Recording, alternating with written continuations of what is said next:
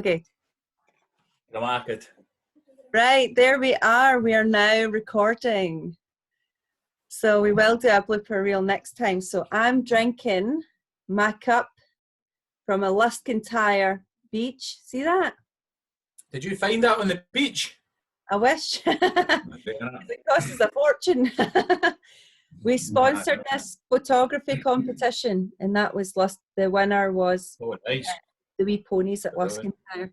Anyway, so I didn't even pick this cup. It's just a pure coincidence.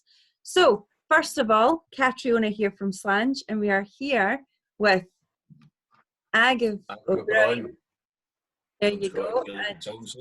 There you go. I kind of got it. So we're going to start off by introducing you, Àdhamh, if you wouldn't mind. I'm just going to put you on the view. There you go. Off you go. What do you want to know? Who you are. What's your favourite colour? And it's going to be Gorham, right? Gorham. Gorham. Well, when I was a child, it was royal blue. I don't know why, it just was. So, Scottish Gaelic consultant, erstwhile tour guide until COVID hit. Translators, tutor, take care of all things Gaelic language. Musician, writer, and general potterer about in Scottish matters. How does that cover it, do you think? That does cover it. That does cover it. So I just thought everybody should know who you are before we start. Because we are going to be doing this as a watch party tonight. So everybody watch this chat kind of not real time, but we will be there real time for them. But the point of this is really just to say what we do when we do our tours together. And the focus today will be on the two big tours that we do, which is the Hebrides, 7 days, and on Mull. There you go. And it will be on a kind of more what we do opposed to what you're going to get if you go with somebody else, I suppose. And that's a kind of sales pitch, but I think we do something quite unique when we go to these places opposed to other people in other companies, and really just to see what they're going to get, unfortunately, between the two of us. It's just mayhem and chaos and giggles. So, yeah. Razor sharp wit is what you're looking for. That's what you were trying to say, Kat. It is. So, yeah, so I thought we would do our focus on the Hebrides, because everybody who's been tuning in to my nightly sessions has come up that they are interested in being on a wee journey with us.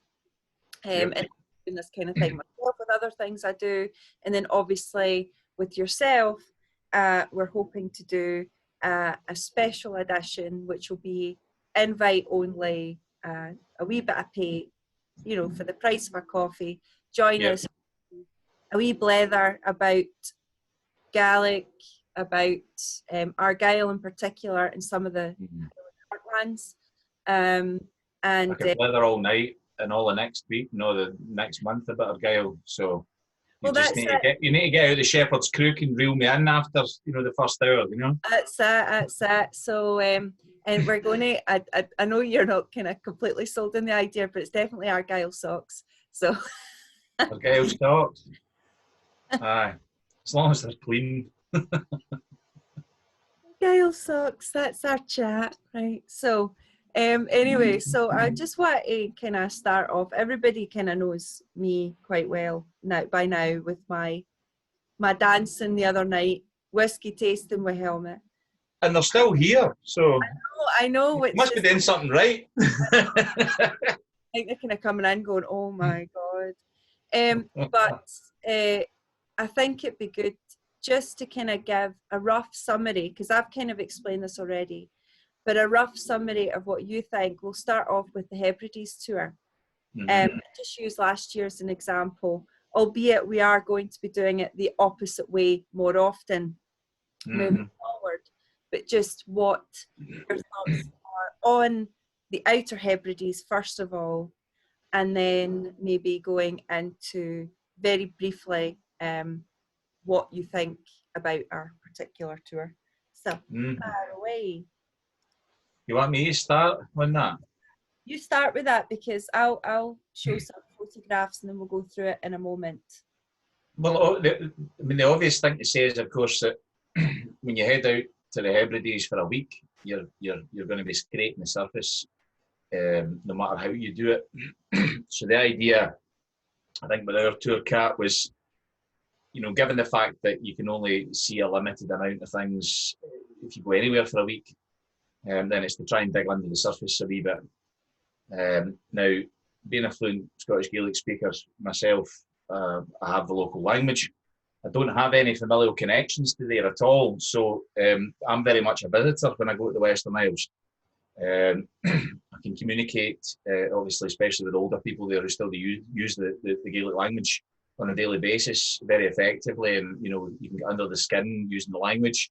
And that's always a great advantage. But as I say, I don't have any connection with the Western Isles at all, other than that it is part of Scotland and I'm Scottish.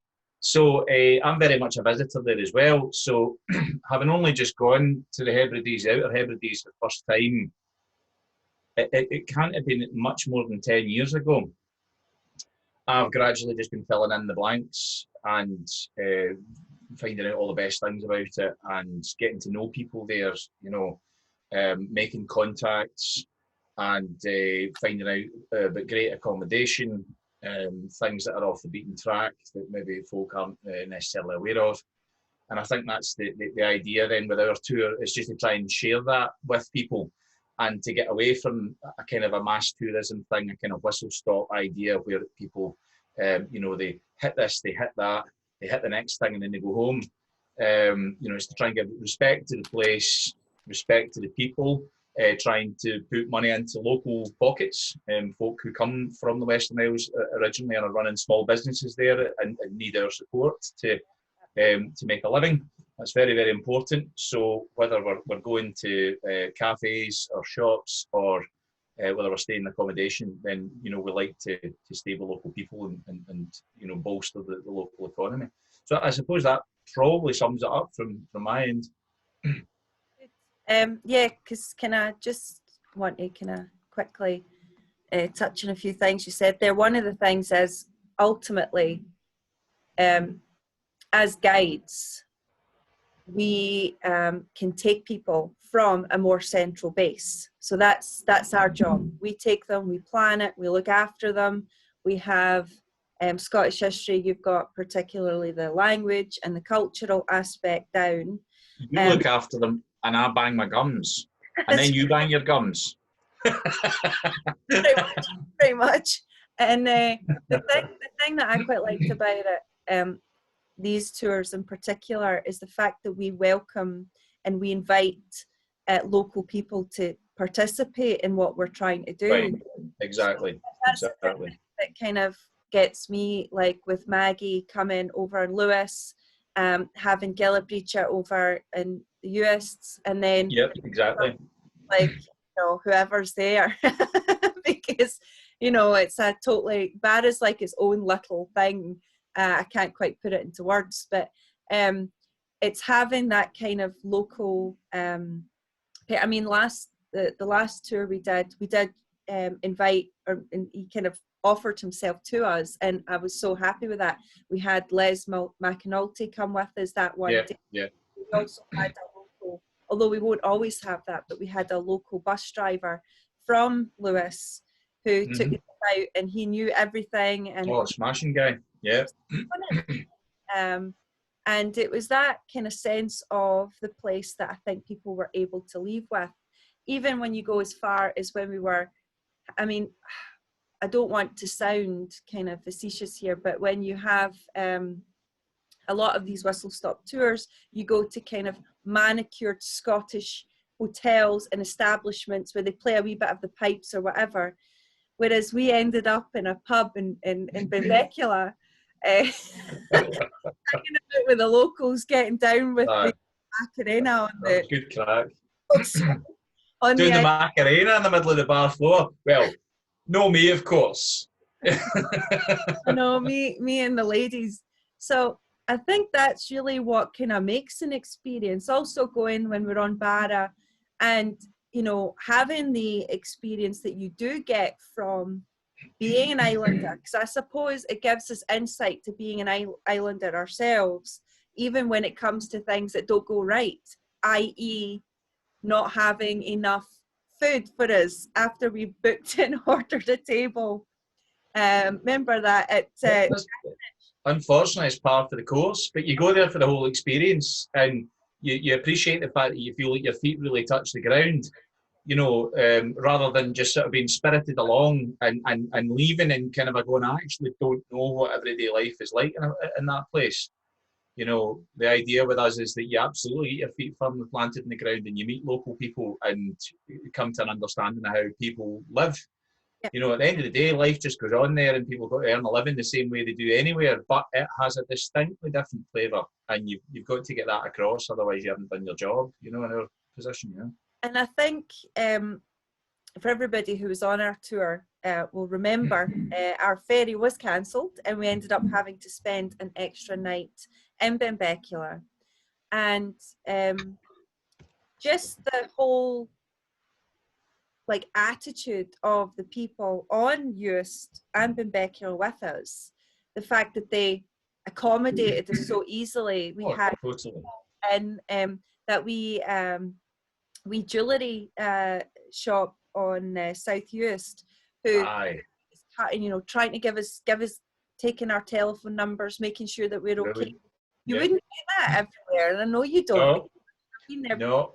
Situations but like there's that. the trailing leg of Gaelic civilization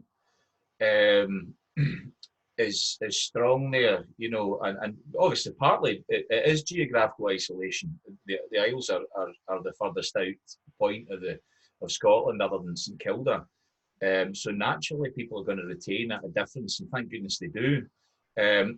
But community is natural there because of the fact that people are, you know, reliant on one another. And so when it comes to other people being reliant on them in some, you know, form or another, then it's not alien to them whatsoever. It's just that's life, you know. I mean, I never grew up in an island, but I grew up at, you know, at the end of the road in Argyll, and it was very much a similar situation there. You know, if somebody had a problem and needed a hand with something, then, you know, there'd be 3-4 people who would, you know, have different ways of sorting it out and would arrive at your doorstep. And I think it's a very Glasgow thing as well. Like people like very west of the coast of Scotland thing, you know, most people down here, that's why we say people make Glasgow. So it is, I mean, you know, I'm not going to talk about those Edinburgh folk. I lie. I've actually had quite a bit of help off of some Edinburgh folk as well. Well, listen, if you actually get to the centre of Edinburgh and you meet somebody from Edinburgh, you're already doing really well. I know. But yeah, no, I think as well, the thing that I specifically, when I was picking up, kind of organising this tour, is to give people a different experience of just your kind of bed and breakfast or hotels. So the concept of it was that, look, we can't beat around the bush. It is an expensive place to visit because it is so far away. So that all needs to be factored in. So when we came up with the accommodations, we tried to come up with self-catering sort of, you know, things, so that you're not sitting in a restaurant, you know, spending 20, 30 pounds, whatever. You're not doing that every night. Yeah. Same for lunch. So, and breakfast a lot of the time, because you could, some hotels, like 10 when we got breakfast. You know me, I'm wanting my 2 breakfasts by 10 o'clock, you know. I didn't even know what breakfast was at the time, but anyway. But I just thought, even as a group, the thing that I loved about after the first day, now, obviously people aren't, just with like any group, not everybody's going to get on, not everybody's going to like each other. That's just the reality of being amongst different people. You've got different potentially different political viewpoints. Something might be annoying you, I don't know. So what I loved about this tour is, even though that might have been the case, and I don't know if it was the case, because people just got down, they put their hands in, we were all washing dishes together, cleaning the floor. Yeah. One lady, Jackie, was making a soup, a vegetarian. Oh, brilliant.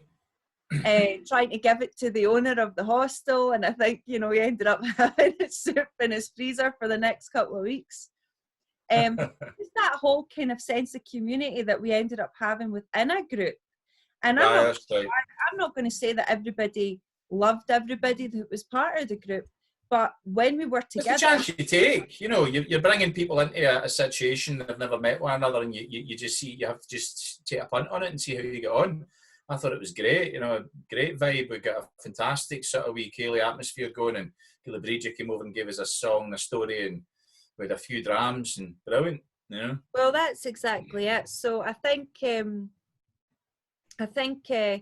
like you said, you don't know, it is a chance you take, but I think even given that there could have been underlying things there, that the whole point was, you and we didn't pick up on that, because got a real sense, everybody chipped in and did what they were supposed to do. And I think as leaders, I think you and I coped with that quite well, even under some immense pressure at certain points.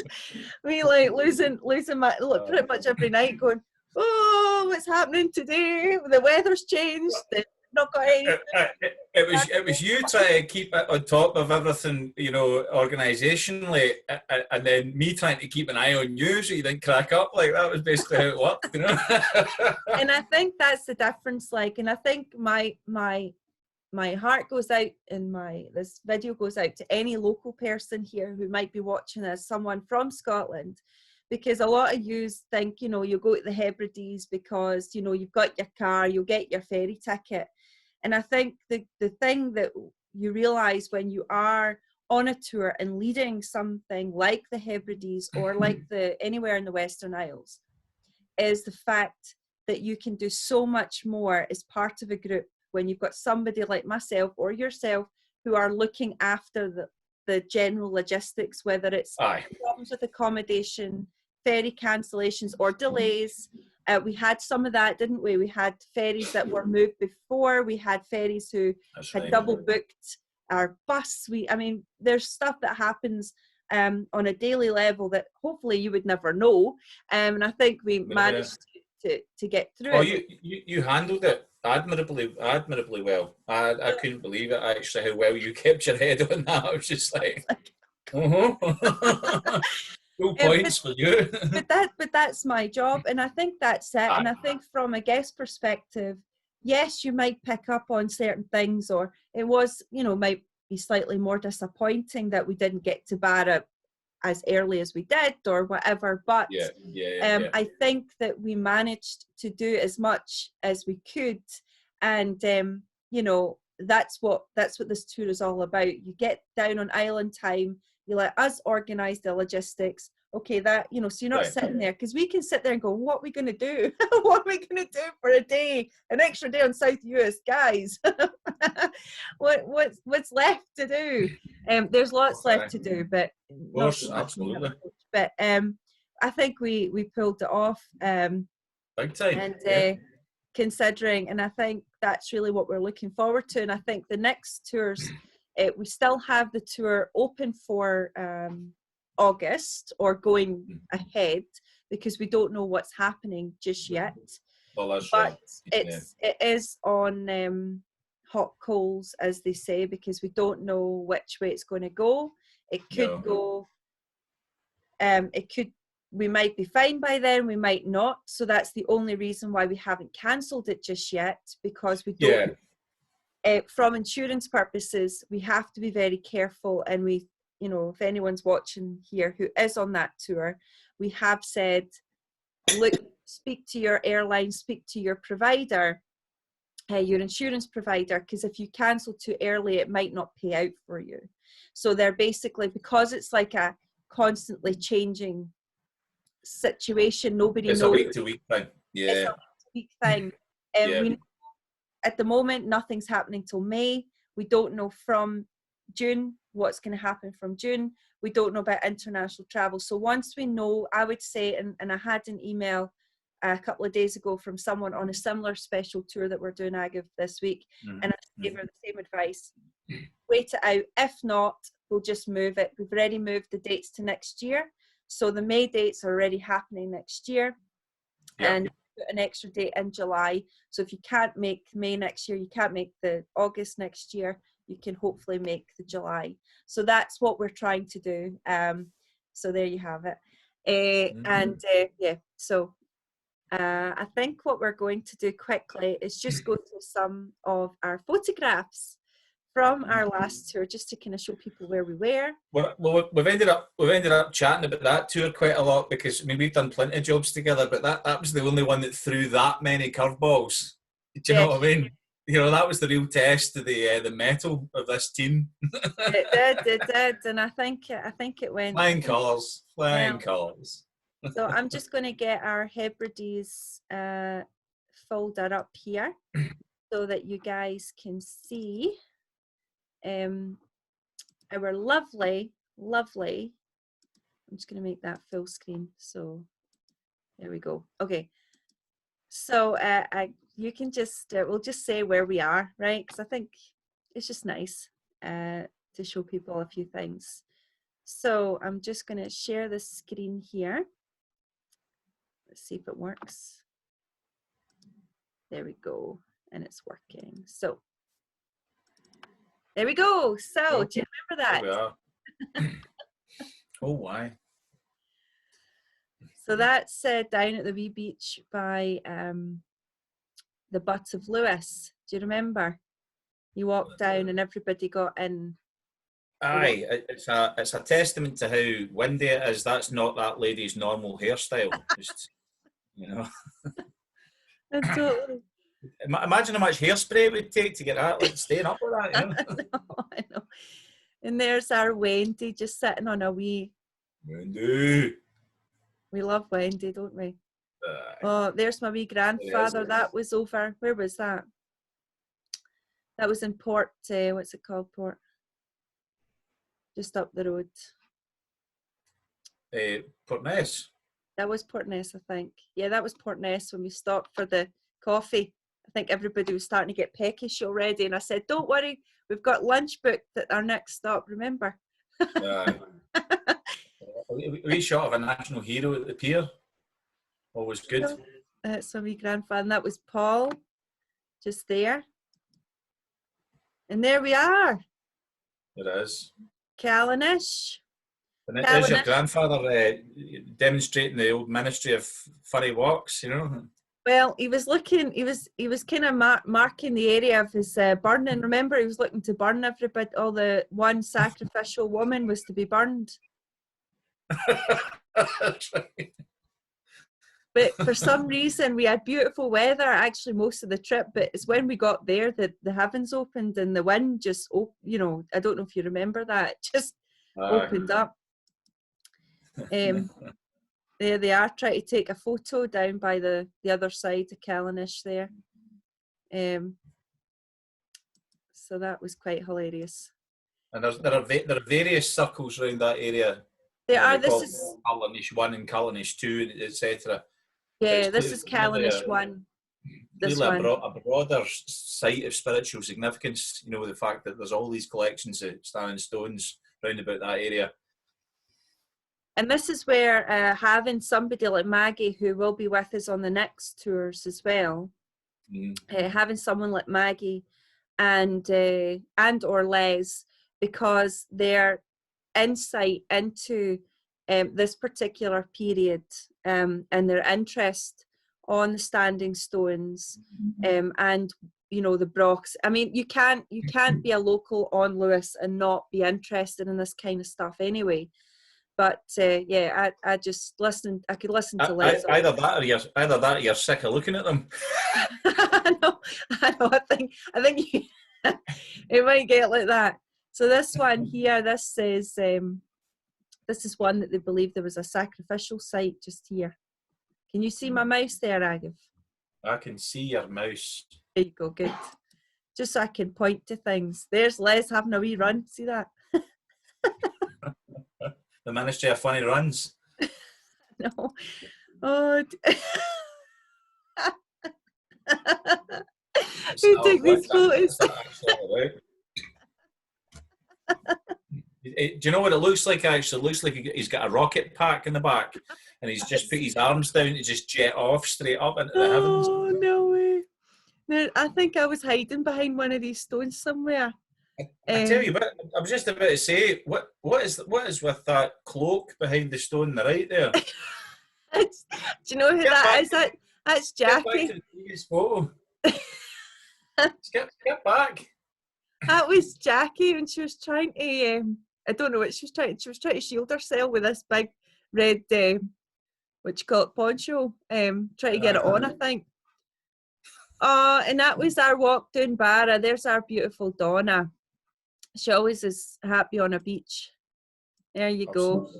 So we walked from the youth hostel that we were staying at in Nunton, which again, this is why I should say just before we continue, one thing we forgot to mention is the places we tend to stay have got lots of locals. So it's a local bed and breakfast owner or a local hotelier or a local hostel. So they're all locals, and I don't know. I spoke about that earlier on. Yeah.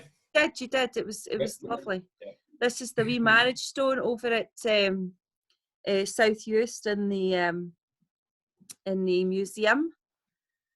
So that was our lovely couple, and they just had their baby. Recently, eh? Yes, she's a couple of weeks old. This was down. This was when it was too windy for the boat. We got cancelled, and we went to the standing stone there. Mustafa.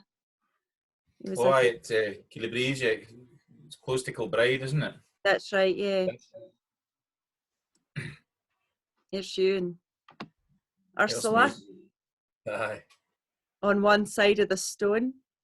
I thought it was quite funny. Outlander. Don't know who took these photos, but it wasn't me. And that's wee Pablo. Oh, aye. The wee sheep that was born. There's Donald, who runs the hostel that we stay at. What's cool about the hostel that we stay at, Àdhamh? Do you remember? What's cool about it? Aye, Nunton House. What's special about the fireplace? You remember? Oh, aye. That's where Charlie spent the night, didn't he? Yeah, and it's where they planned his escape from the islands back to France over the sea to Skye. So Flora was probably there as well. Could well have been. There you go. So that's all our lovely ladies. The wee lamb was just born and lost its mother. In the wee pub. So this is, I never went over. You went over. Mull. Mull Castle on Barra. Barra, yeah. And you have to take a wee boat, and you guys were the first and last boat because the tides were the weather was coming in or something, wasn't it? They called it, yeah, it was. Aye. But I've done a half decent job of restoring the castle. Yeah. In a cracking situation in the middle of the bay. The typical West Highland masonry, where it's just locally sourced masonry, so there's not a lot of stone dressing going on. They're just getting the stones as they are and using lime mortar. So we're talking back 14th century with that castle, or certainly early 15th anyway, from what I'm led to believe. Well worth a visit though. Definitely, and that's the wee boat that takes you over. There's Barra, there's Castle Bay. Mm-hmm. Lots of photos. There's the three is on a. I think I was hanging with the others.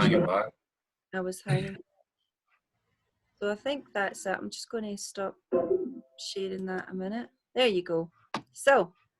There we are. So that's Barra and the US and everything. Is there anything to add? That was our last trip. that we did. There is some other photographs. I'll be putting together a nice a slideshow sort of thing that I'll be putting on YouTube for anyone who wants to kind of see it in depth. That's it. A few more scenery photos would be good, and just give us an idea, you know, of a bit more about some of the vistas. Well, do you know what? I should probably. Do you know what? I can actually do that. Just give us a second, because I'll just do that, because Helmut's much better than me, and he's got lots of pictures.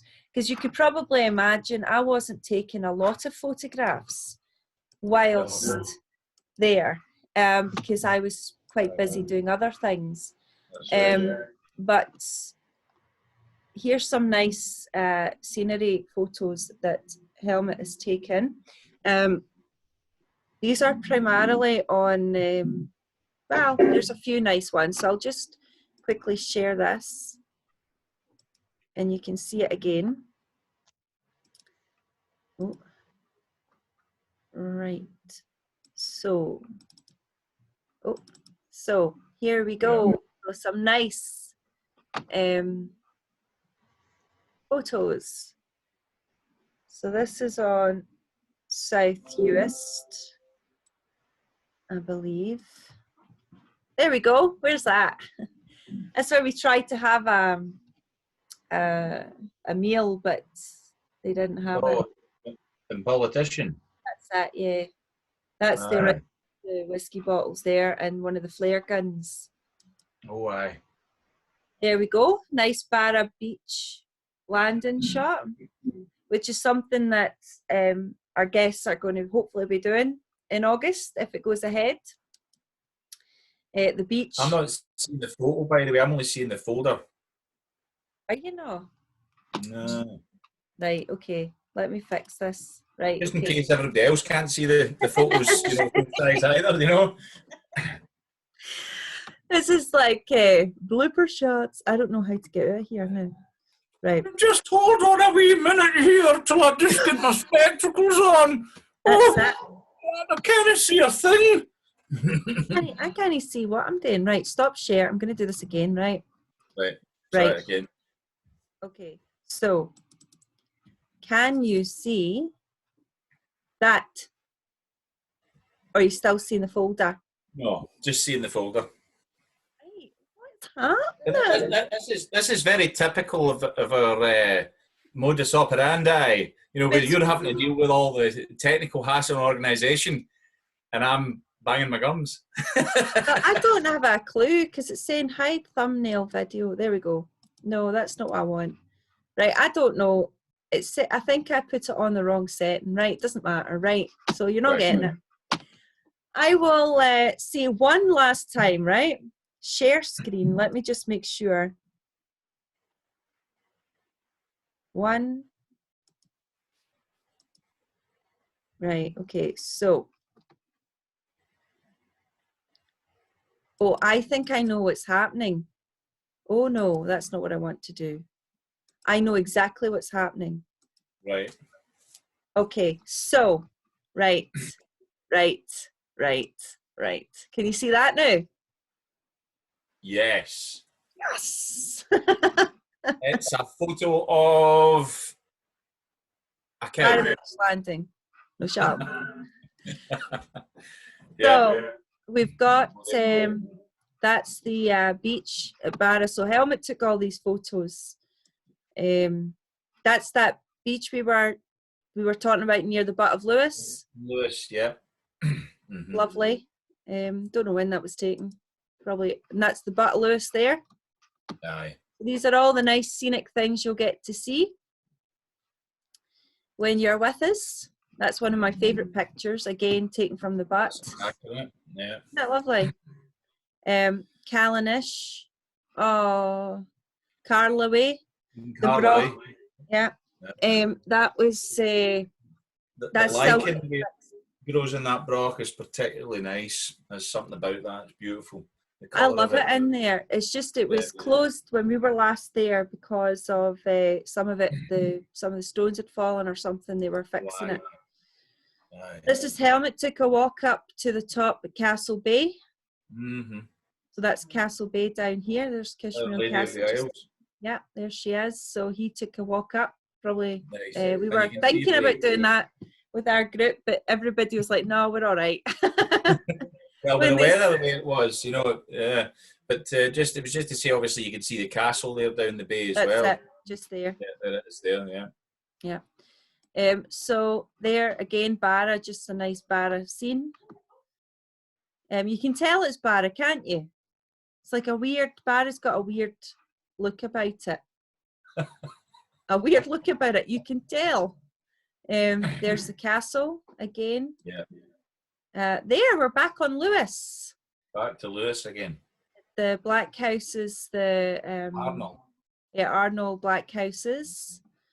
So that's a nice one, and that's that's down at Uig on Lewis. Uig. Yes, indeed. So there's one. It's my favourite beach down there. Favourite beach. Oh, at Uig. Yeah, it's the Arnold Sands, I think it's called. Off the top of my head. And there's the castle we stay in sometimes, Lewis Castle, 5-star self-catering. It is a 19th century castle. So this is a bit of luxury on the tour. We don't always stay there though. We're staying at the Black Houses for a slightly different experience. It just depends every year. Aye. That's it. That's on the Helmut. Where did you take that one? The otter, the otter in the fish picture. That's on the ferry port on. Is that Loch Boysdale? It's somewhere like that. Huh? So, somewhere like that. Somewhere like that. It's either Harris or Loch Boysdale. That's an Eriskay. I can't remember that. I've never seen that before, right enough. Anyway, he goes off and finds a picture. This is one of my favourite places. That's St Clement's Church in Rodell, yeah, or Rodell as I like to call it. Really nice. It'll be coming up actually in my haunted edition because it's definitely haunted up here, by the way. Up this of it up here. Not down here, but up here is haunted. Shielding and Gage on the wall. The what? Sheathen and Gage. It's the fertility carving on the wall. Oh yes. It's the Gaelic. Bearing wall. Here we're back at Stornoway. Oh, that's a nice wee picture. Look at that. Yeah. Just as well they caught that, eh? That's by the museum on South Uist. And that's it. That is it. That was good though. Just get a wee taste for some of the scenes. That's it. So there we go. So I think that will be just an idea. We also go to so on the tour we also see some other things. So we've deliberately incorporated doing stuff on the way up and the stuff on the way down as much as possible so that it's not just a straight journey. Day one is a straight journey because either you're gunning to catch that ferry or you're getting your flight to catch another ferry. Or catch another ferry. Aye. So, for example, when we do the flight, I'll be catching the ferry and you'll be getting the flight. So you'll be getting to Barra early and then just meandering about. There's nothing in particular that you'd be doing because you'd be without a vehicle. But you would have a transfer of sorts with what's his name? What's the wee guy, taxi guy? What's his name again? Dan Curry. That's it. I always forget. We used them quite a few times. But Dan will be coming to pick you guys up at the airport and bringing you back into Castle Bay.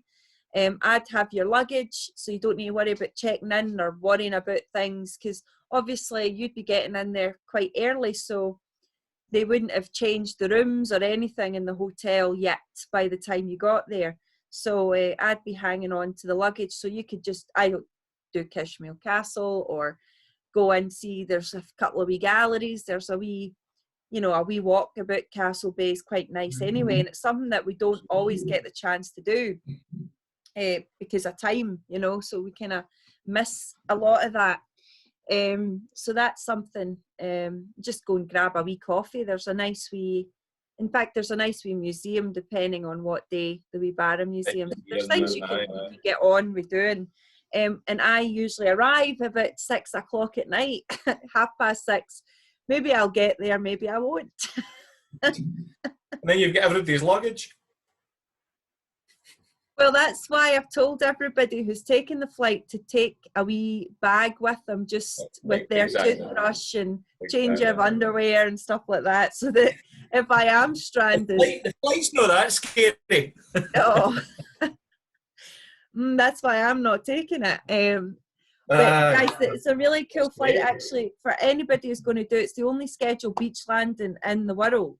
So it's a really like fun, different thing to do if you've got a kind of bucket list.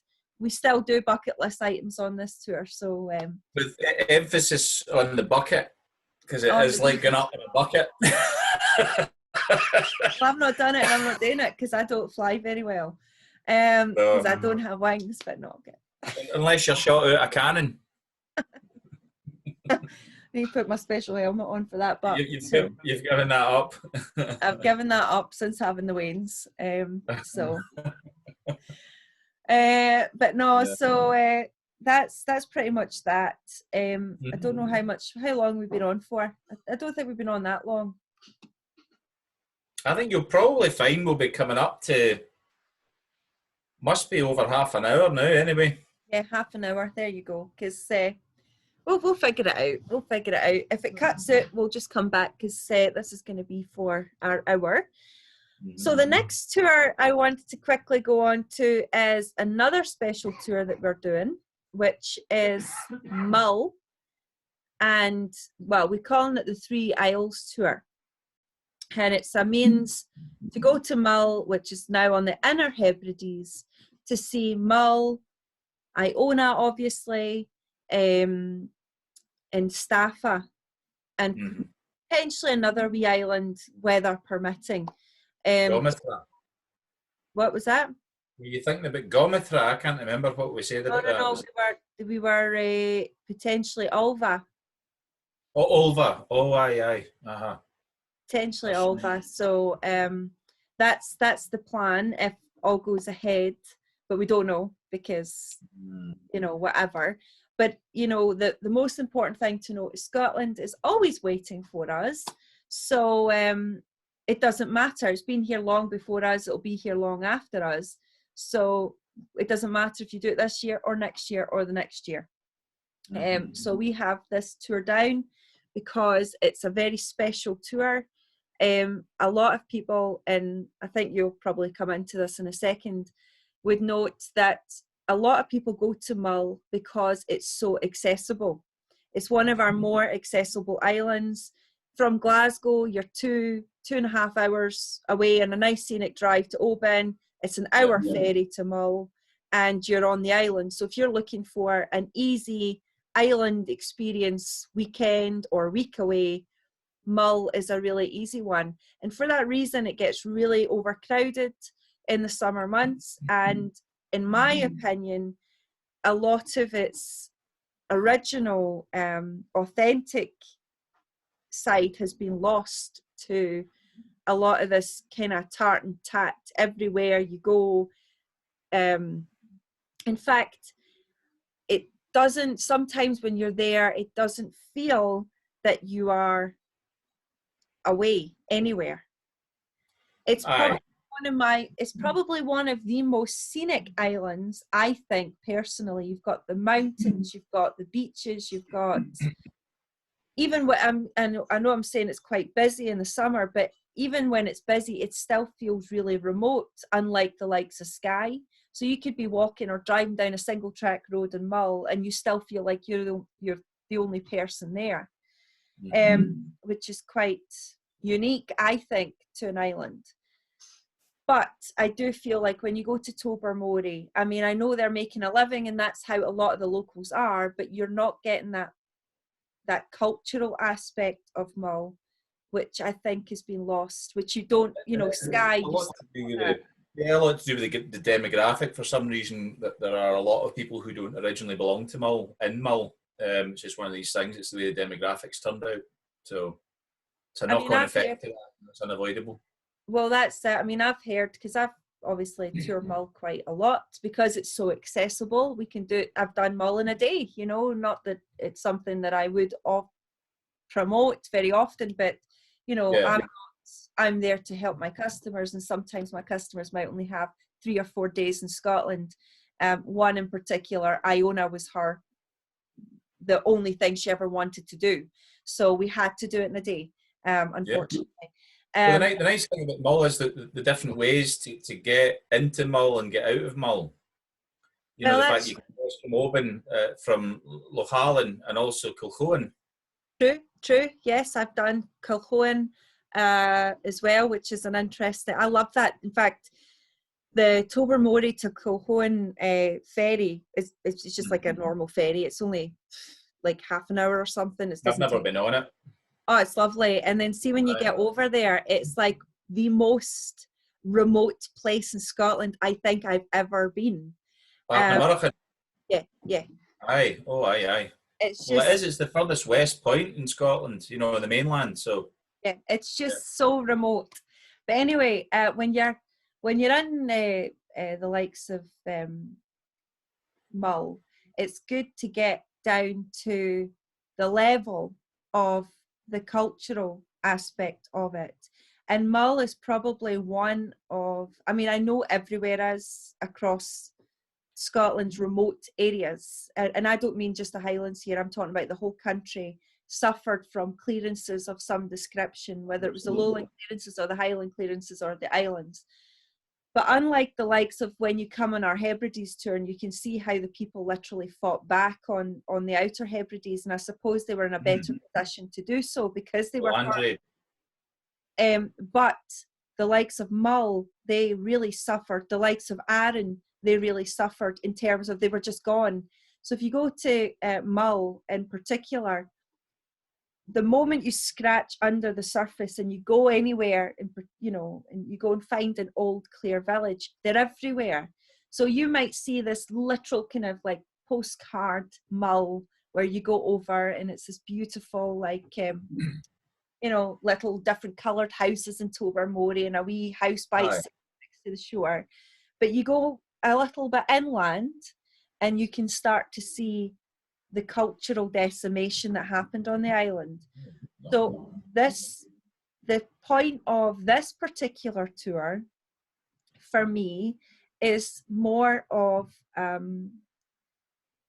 to give voice to those who were lost to it, because so many people will go there and it's just this kind of, I mean, it's always going to be, so we try to give you what you would like to see, like Tobermory, the white-tailed sea eagles, you'll see tons of them, potentially golden eagles as well, you're probably very likely to see some of them, as well as some standing stones and all those other things you'll see in Mull. But it's to also give you the I can't even put it into words.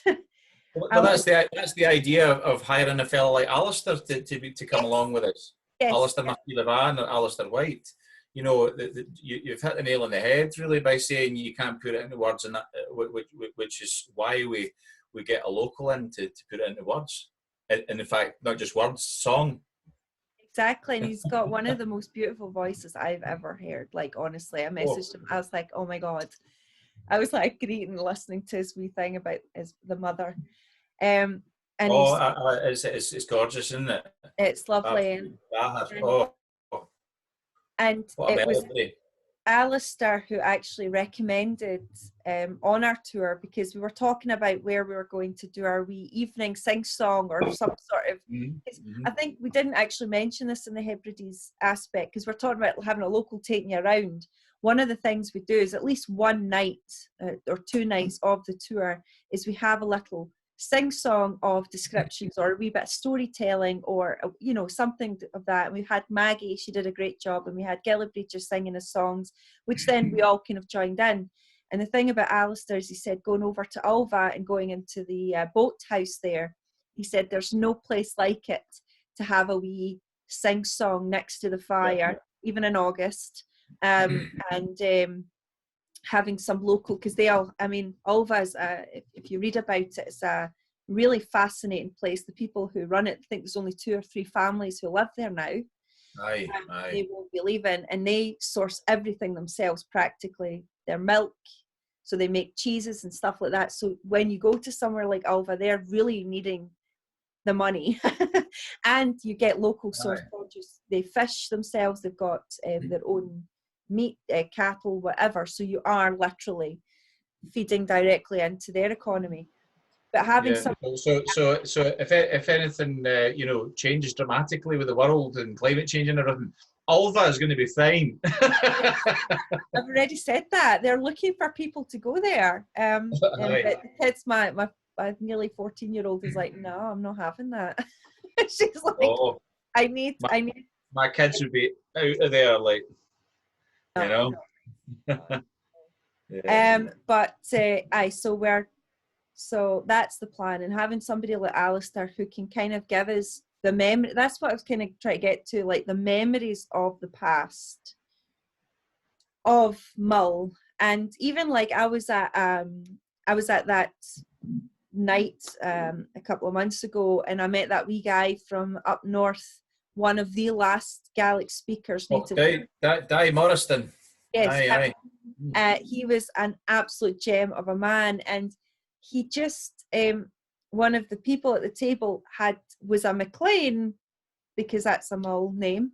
He was a MacLean through his ancestry he'd discovered, and then he just burst out into song about Mull.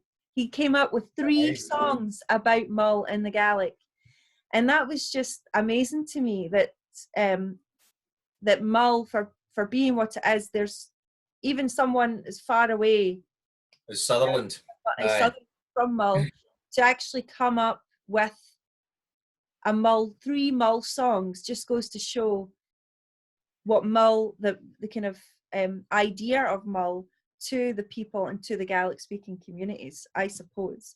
And getting that kind of MacLean, what was it, MacLean, name me some Mull families. I know the MacLeans. Well, there's the two branches in the MacLeans. I mean, well, the MacLeans are everywhere. You'll find MacLeans just about everywhere.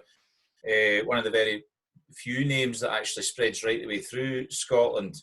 Whereas, you know, MacLeods, you very rarely meet MacLeods in Argyll. You know, you very rarely meet Mackenzies in South Argyll. You know, that kind of a thing.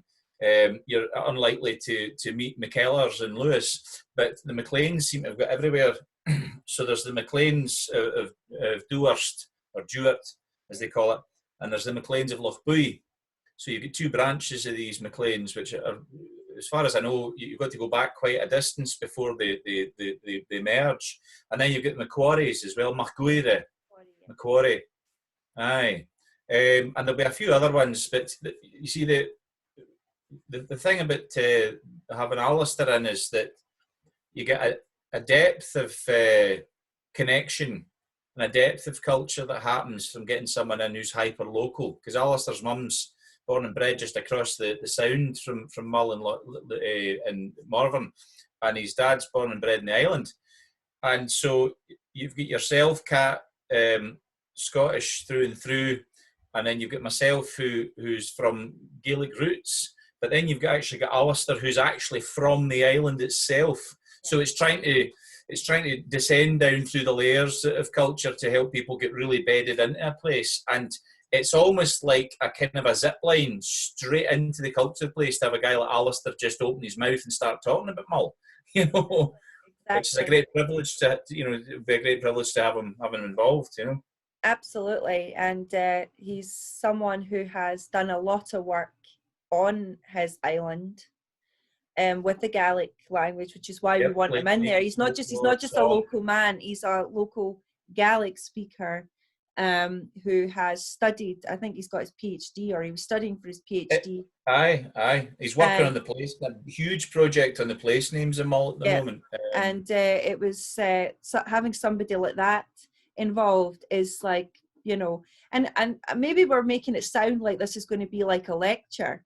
The tour's not a lecture. You do get a sense of the community. You learn, you experience, you're part of it. You get to participate as well. This is a participation thing. If you do have esoteric questions, which, you know, on your common or garden tour, you might not normally get decent answers to, because, I mean, we've all, you know, us guides who take the things seriously, the cultural side of things, we've all stood, you know, on the main street of Inverera or Oban or wherever, and overheard guides talking some amount of rubbish, you know. So if you do have esoteric questions, if you really want to get under the skin of the thing, then obviously we're more than happy to do that. But the actual cultural side of things is communicated through story, through song, through anecdote. Yes. You know, rather than through anything sort of academic, you know. But if you've got the question, we're probably capable of answering them, which is always nice.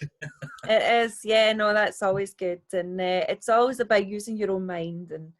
And I think that's what I really loved about our last tours that we have done, is the kind of, once you get started, everybody then starts to ease into it and then does feel more comfortable about asking questions. And they do get this new interest in Scotland. And I suppose what I really think that these tours do is it makes you fall in love with the country more than you probably already did. Because it's not just about seeing things from a coach window, although I'm not going to lie, sometimes that's what we have to do. We might be in the rain, we're on a wee track road, we can't always stop where we want to stop, but you do get that sense that, hey, I want to go back and back and back and back as much as you can, because you want to have a good time with friends. We run a very informal setup, although I'm doing the logistics. We all are very informal. We get on together. We answer questions, we explain things, but we're not there to talk with a microphone and point at things from a window. We are there for other things as well. Sorry. I get people out and about, and as you said, allow them to make their own connection. That's what it's all about. You, at the end of the day, as a guide, you're a facilitator. You're indicating certain things that may be of interest, you know? Yeah, no, absolutely. So, I don't know, I think, is that my mum here? No, it's another dog. In her space, there's another dog in her space, and she's like, get down, come on, down. She's naughty. Right, anyway, sorry.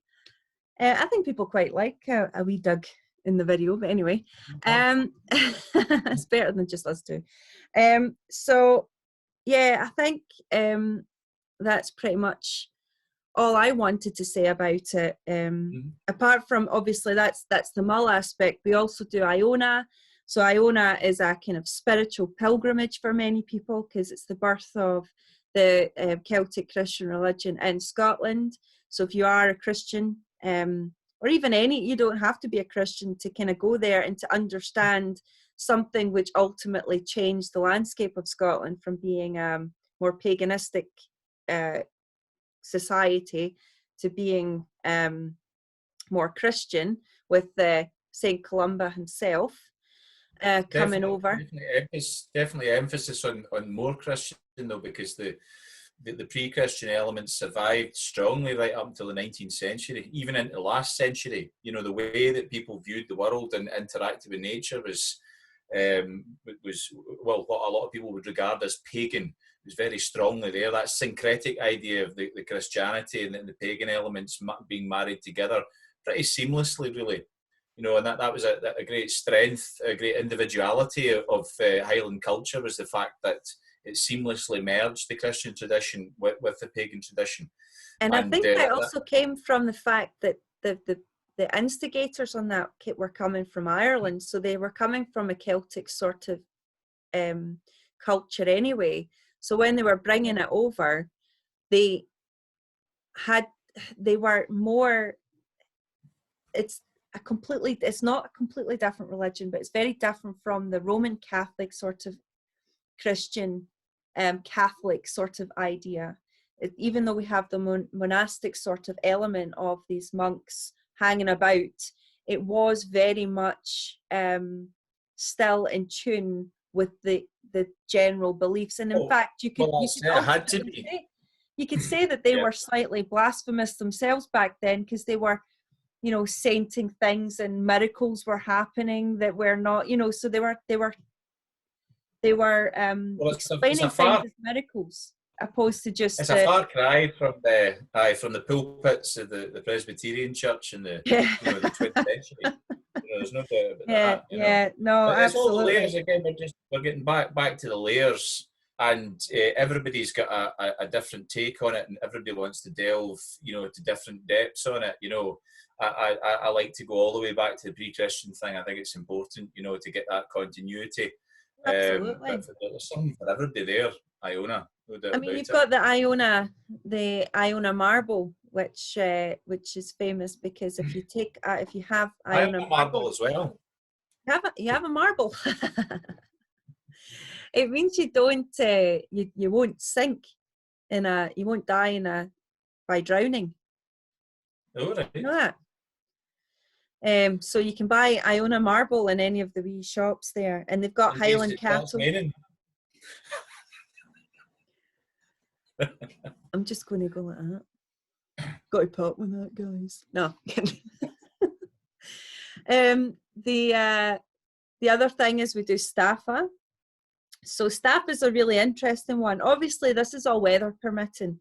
So what we tend to do is, that's why we're on Mull for 5 days, or 4 nights and 5 days, is because that gives us a chance that if there's a bad weather, the way it works is that you can move the staffa trip to another day. So we don't, things might have to be mixed and matched about. We don't, we're not as set on our itineraries as maybe somebody else would.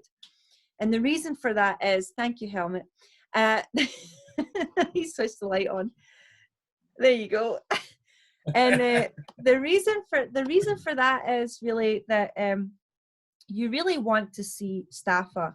So staffa is one of the most beautiful places I have ever seen. It's just completely random. It's volcanic eruption that came out of the sea, and it's all basalt, isn't it? Yeah, it's basalt. Yeah, but it's just the way it cooled. So the magma, or whatever you want to call it, was cooled as it came down. So you've got these really interesting sort of shapes that have defined the whole. Yeah, that define the whole island, and they have found that, we're talking about pre-Christian here. I mean, we don't really know, but there is evidence that there was some sort of farming activity or cultivation on staffa from years and years and years and years ago, before we know before we know anything. They've managed to map it, and they can actually see where they were trying to cultivate it or plant or whatever, and they probably would have had cattle there, and they don't quite know exactly how it all worked, but they're still working out. So because it's a heck of a place in the middle of winter. Well, this is what they're saying, that they used it in the summertime. So I think they did a lot of that with the islands. So they went over, they cultivated it, they might have stayed there, they then went on a wee boat and they went somewhere else, and they were there in the winter, and so they used various islands. Pastured and cattle there, so it would have been used as a shieling then. Like a kind of shieling idea, but there's also evidence that they were actually they were cultivating some sort of permanent habitation. They need to get some harvest in if they wanted to survive the winter there, though. I can only imagine they just get out of there at the middle of October and just went back to the mainland. Well, that's that. I mean, if you go to Staffa, though, I mean, I go because I love puffins. So in May and in August is puffin season, and you go there, and they're the sweetest little, calmest little birds you'll ever be in the company with, because they quite like people there, as long as you're not disturbing them, because we keep away the great skuas and all those kind of nasty things which are quite cool birds, by the way. I could tell a lot of seabirds because I did a special whale watching cruise with a group from Tobermory and I got sick 3 hours in. But anyway, so I could tell you the great skewers and gannets. And watched whales and learned about seabirds. Magic. I didn't see any whales. I just saw 2 porpoises. We saw plenty of gannets. You had your head between your knees. 3 hours in. I managed 3 hours. I'm a good spotter. And then I went down to have some lunch, and I shouldn't have done that because I went down and that was me. 3 hours, and we were passing, I think it was Call, and I was like, just drop me off. Just leave me on that island. Put me ashore. But you can, if you go to Staffa, you've obviously got Fingal's Cave, which I was lucky enough to get inside. But they've done some storms apparently last year, the year before, I think it was the year before last, had damaged. They made like a wee walkway that you could safely get over to the cave. Had been damaged, so you couldn't get into it. I mean, you can see it from the boat anyway. But once you go in, hopefully they'll have that fixed up. I mean, this is a great job for anyone during this isolation. You know, the wee guy who works in St Kilda or Staffa, you know, he's got no excuses just now to like get stuff done. Do you know what I mean? That's very true. That's very true. I believe the Fingal's Cave thing was a sort of a fanciful name that was put on the cave afterwards. You know, in the 19th century or whatever. I don't think it's actually got a Fingal connection.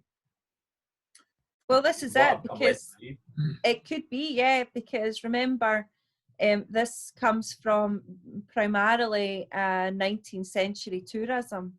So it was Queen Victoria famously went over to it, and then a lot of other, I don't know, like naturists, explorers, writers, poets, people of the kind of romantic era were going over to be maybe inspired. Naturalists rather than naturists. That's a naturist. That's it. Can you imagine what Queen Victoria would have said about that? You know? Never know. She was she liked the German living, so in Germany they quite like doing that kind of thing. But anyway, you need to go to Loch Lomond for that now. Was it Mendelssohn? Mendelssohn, no. Yeah, Mendelssohn. He did a piece of music. Inspired by the cave. Correct. Because when you go inside, it does have like these really interesting acoustics, like any cave does, to be fair. Yeah. You go in and the water comes all the way in. It's just one of those places. I was so excited because I'd been twice before and the weather didn't permit us to land. So the one and only time I've been, because I let my guests do that now, I don't bother with it because it's a good half an hour boat trip out and a half an hour back from Finnefirst. Mm-hmm. That's it. So and I've not got the best sea legs sometimes, so it's a really rickety boat. But I did go over for the puffins, so you know, that's why we've included it, because it's something completely special. You'll not see anything like that. No, scenically stunning. Cool. So before we go, I'm just going to share my screen with you, and guys, forgive me, I have a Tristan in the background here talking to his dad. They've been very good and been quiet for me. So before we start, I better go in and go back in. Oh, I didn't know what I did there. Whoops, I'm closing that. Right. I'm rubbish at this game sometimes. Try to find it. So what did I say? Are we going to go to Staffa? I think we're going to go and start our journey with Staffa, if it will let me. Okay. So Àdhamh, I'm just going to quickly share the screen. Mm-hmm. Show everybody some Staffa, and then we'll show some Mull. Okay.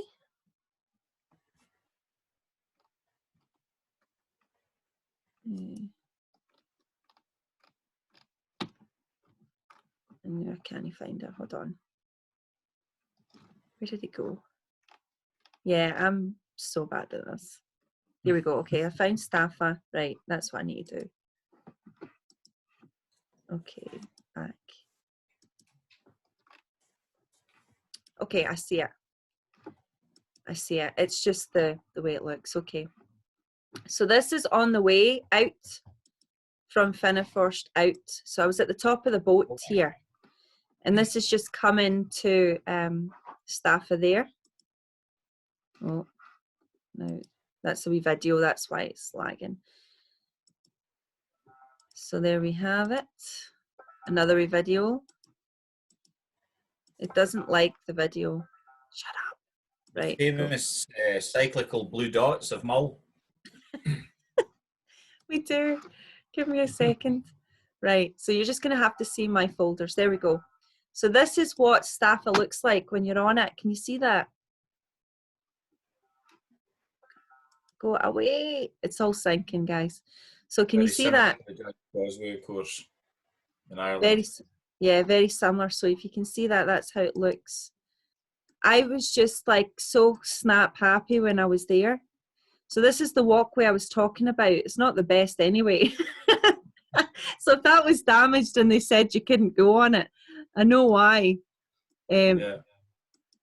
So these little ones that I'm getting are just 3 videos, you see. Oh, shut up. Because I took lots of videos, right? I'm just going to tell you to shut it, right? Okay, can you see my wee thingies here? Oh, what's happening? Okay, it just closed, right? That's it. 3, 2, 1, and you're back in the room. I'm back. Okay, so you got to see a wee bit of Staffa. Let me see if I can show you a wee bit of Mull quickly. Because I think with that particular folder, I'm trying to show you there's so many videos. And the videos are... not behaving themselves. Well, you're asking the computer quite a lot to do, you know. It's recording whilst on the internet, whilst, you know, on live, whilst trying to play a video. So probably should give it a wee bit of a break. So here's Mull. So we're going to come into Mull.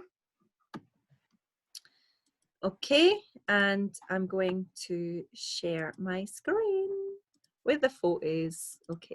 Okay, can you see that now? Aye. Lovely picture. So this is actually taken on the way to Finneforst, actually. That's, yeah. So that's the Ross. That's 3 people waiting to get a ferry. We were staying here. This is a castle called Gorham Castle. Oh, aye. Which is... So it's a mansion, isn't it? Yeah, it's got the lovely Scottish baronial crow-step gables on it, though. You know, the it's little beautiful, actually. Yeah. That's where we were staying. It's absolutely stunning. And these are the standing stones within walking distance of the castle. Or whatever, Gorham House. We went down for a sunset walk. Just randomly. This is what I love about some places is you just go down and there's a couple of standing stones. Yeah. Some nice footage. Here, I mean, look at that for a view. It's just so special. And this is down in Tobermory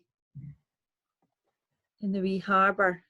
You got any that, you know, everybody knows the wee coloured hooses? You got any reason why it's called Tobermory?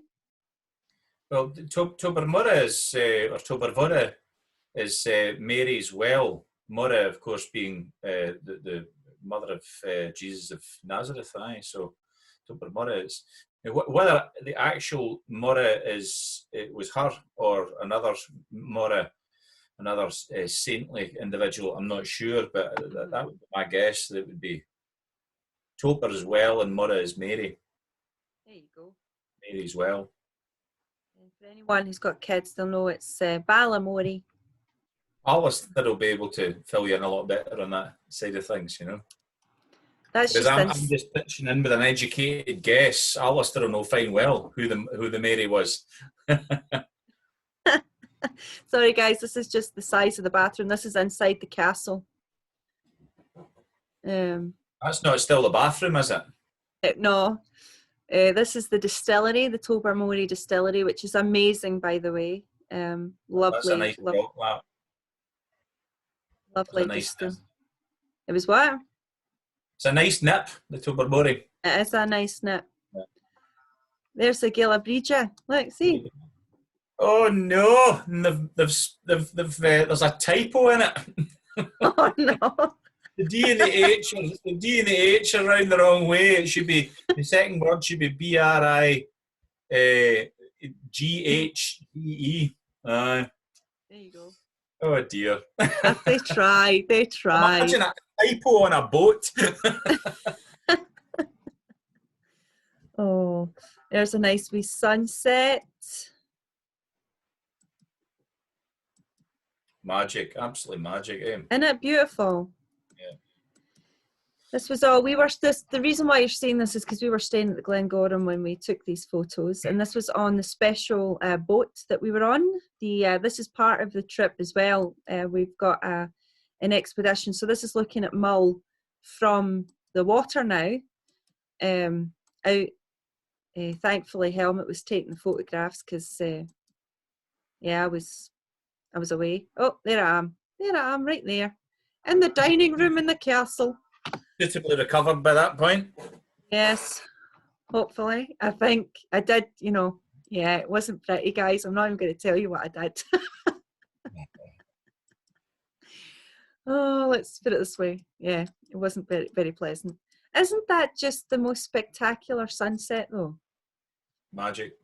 No, I think we're getting lots of sunset because I think I took these and oh no, I never, because there I am. Bale na house, the mouth of the night. Is that what it's called? Love it. So again, Scotland, we're looking for, oh, there's Duke Castle. Worst. Again, you can see it from the water. And that's is that Àdhamh American, that one? Could be. Try to think. It must be Àdhamh American because this is on the other side. Oh, aye. I'm just trying to get my bearings. It must be because, it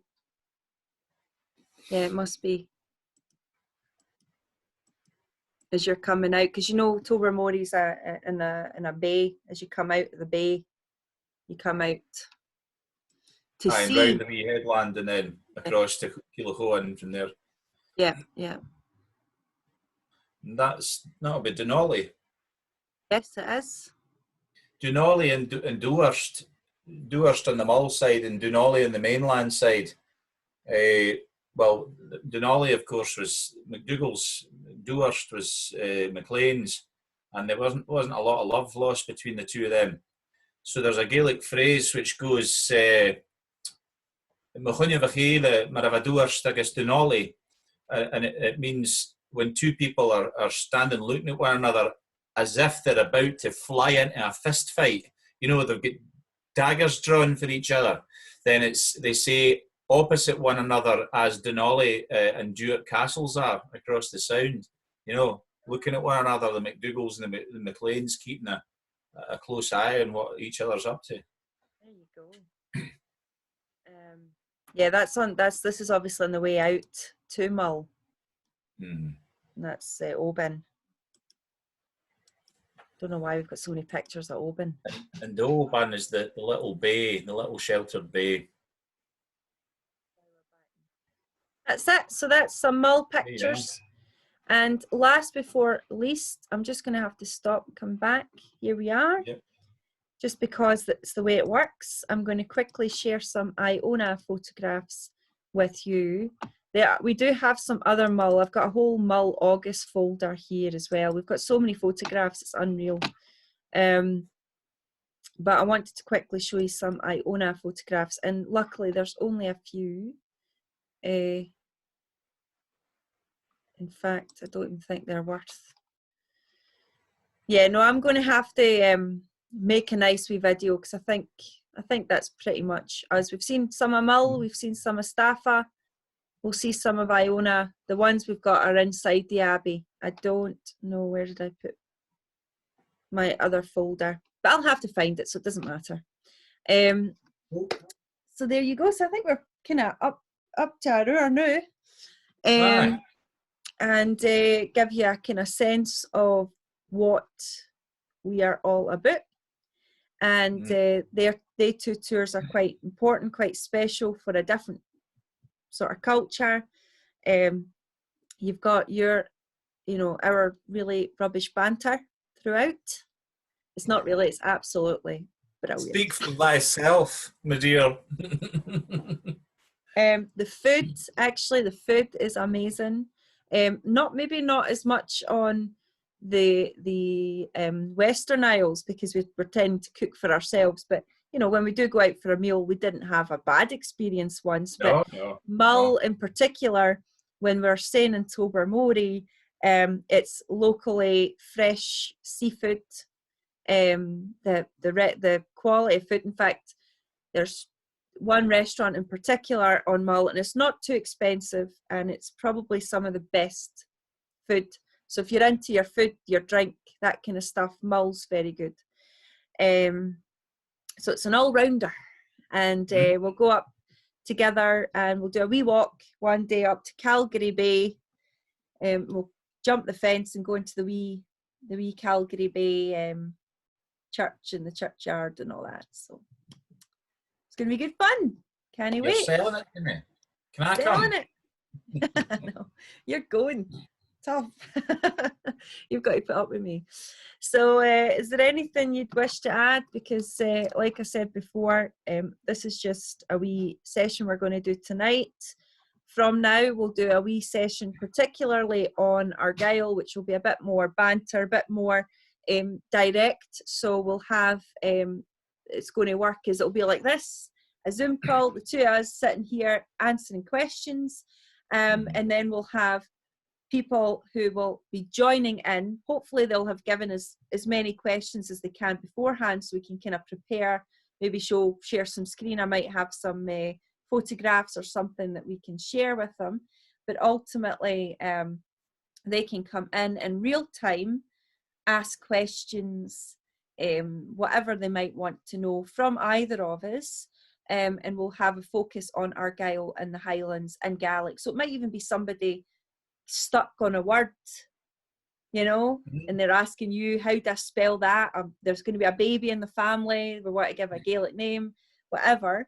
So I think that might be quite nice to have that element, and then focus on different things. So I'm calling it Argyll Socks for a laugh, but really it's because we'll get through the area as well. I can always have a map on hand, and a map. I think we really want to showcase specific visitor attractions. I think would be really good with a focus initially on Auchendrane, because they are so important to the cultural heritage of not just Argyll but of Scotland, and our kind of cultural backgrounds, as well as an idea of how, if you have got any ancestral links with Scotland, how your ancestors may have once lived.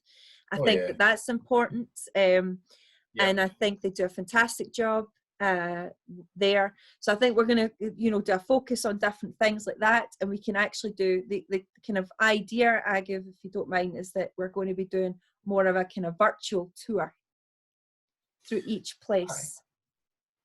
Aye, and a virtual tour through the Scottish identity thing as well while we're at it, that's part of it. An important thing for me is always to help people retain the true romance about Scotland, and there is a heck of a lot of it, because I've lived here all my life.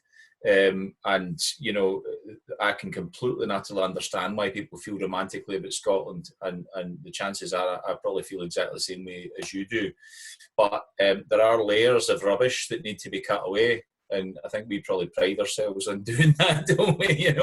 You can cut a lot of rubbish sometimes to our detriment. That's the problem. But like the most important thing for me is that I'm not, and I know this about yourself as well, so we're not tour guides to just take people around different places around the country. We're tour guides because we love our country, and we are passionate about the culture, about the history, about trying to be respectful to the history. So I get a lot of flack because I have a lot of, people who have been guides before or have gone on specific tours or have an idea of Scottish history, which I would strongly disagree with, because I've come to it myself by looking at source material. I don't just listen to the news or watch that guy with the long hair and the silly scarf on BBC. Who's that? Don't even go there. For my history, and I know that can be quite uncomfortable for some people when they're listening to us talk, and they kind of, if somebody shakes everything you've understood about Scotland, the same thing. And I'll say that the likelihood that you're related to William Wallace or Robert the Bruce is probably quite high, but it's not going to be, that through his mother or whatever, because we're all related to each other in some way, in some form, if you go far back enough. But it's kind of getting away from these myths. But you don't need the myths to have the love and to have the romance, like you're saying. The reality turns out to be far more interesting and inspiring than the nonsense ever was, Absolutely. And I don't know if you watched it, Àdhamh, last night, but one of my favourite things I've done so far is to find the poems that were back in the early 19th century in Guelph in Canada. To see what people were Ontario, thinking. Canada, just for anyone who... Yeah, absolutely. Like just going in and what that meant and what their sentiment for Scotland, and realising that, what they were looking for, even though it's golds and riches and a new life, for example. One of the poems was quite poignant in that nothing would ever compare to Scotland. Well, that's right. So it was rubbish when they were here. They're talking about the rain and the lack of trees and the whatever else, and the fact the mountains aren't as high, and so on and so forth. And I think it's important that once you go back to that, we've all got that link somewhere deep rooted, somewhere in our blood that you can't quite explain. And hopefully we can bring that out. And you don't need to be related to somebody famous. You don't need to be, a clan from somewhere that would never have been a clan. I'm a commissioner for the Clan Ramsay. They were never a clan. They were a family. They were no noble family. They weren't a clan. But we'll get into that. And it's the kind of concept and the cultural misappropriation that we've had from the 19th century primarily, which is what we have as our kind of identity of Scotland today. So we try. So my back teeth are floating because I've drank a whole pint of juice while we've been here. There you go. So we're done, and we're going to finish off. So that's pretty much it, and we're going to get on. So see you tonight, 10 o'clock. I'm going to upload this just now, and you take care. Have fun. Fescarma. Oh, there we go.